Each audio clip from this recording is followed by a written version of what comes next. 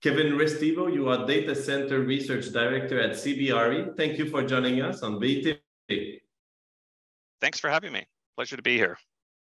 Pleasure is all ours. CBRE recently published its first global data center report. How did the European data center markets compare to their Americas and APAC counterparts in terms of fundamentals and maybe market characteristics?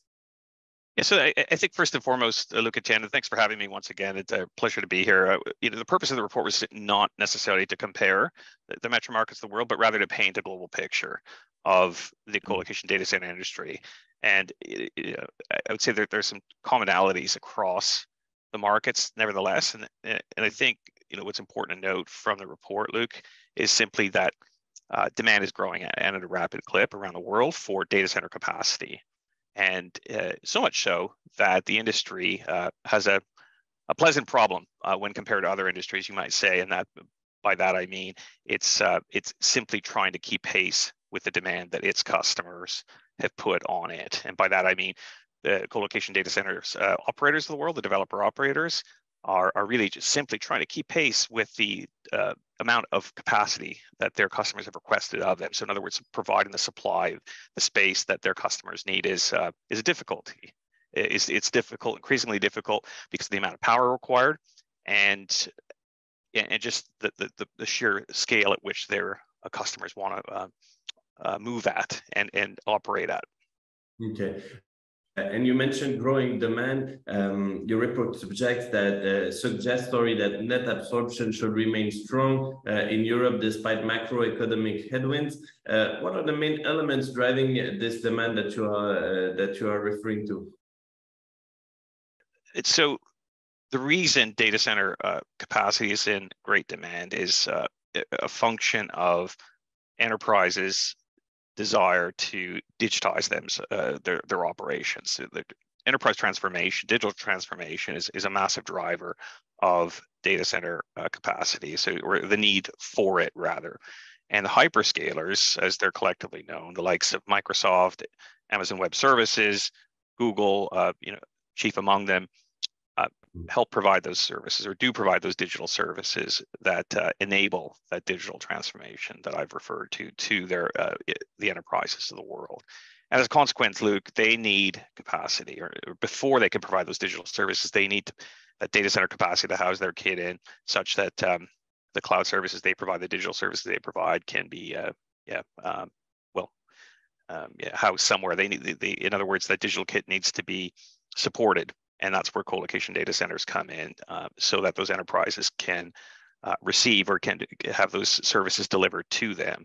And the world's digitizing itself faster than it rapidly, I should say, and continues to do so. And data centers are the backbone of that effort. They're the focal point, the nub of it all.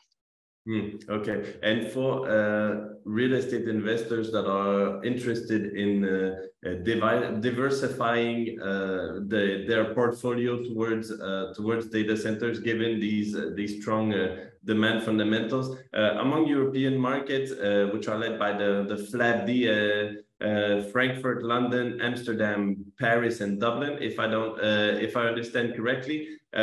Which could show maybe the biggest growth, which could also maybe show the most challenge. I know that in Dublin there were legislation issues. Maybe what do you see as the markets on the up and maybe more on the down for investors looking to enter the market?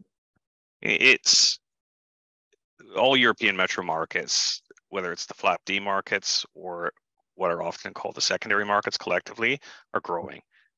They're all growing at significant rates, and that's again a function of the demand that I've mentioned before. So primarily hyperscalers' need for ever-growing amount of capacity, and so the question is for the developer operators, for the supply side, for the industry, is how to keep pace with that growing demand. And so every metro market varies. Legislation is factoring into it because of the resources required by the industry to meet the demands of its customers, and so but I think problem number one for the industry, or inhibitor to growth, let's say, is is the access to power. So if you're to build a new data center, in other words, you need access to power. There's some key elements of a data center operations that there are elements that are absolutely essential for data center to operate or for it to be constructed. The first place in access to power is chief among them. And without that access, so you can't just buy a parcel of land anywhere and expect to build a data center that will be functional and serve its customers' needs. It doesn't work that way.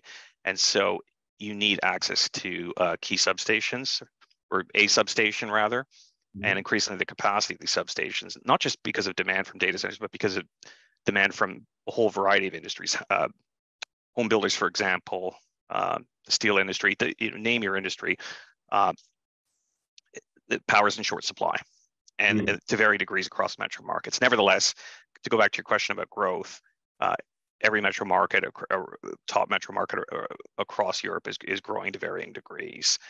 And it could be argued that the growth would be higher without those inhibitors to growth that I mentioned before. Okay. Thank you very much, Kevin Restivo, for this insight, for your valuable time. Thank you all also for being with us, and we'll see you soon on BiTV. Okay. Thanks, Luc Etienne.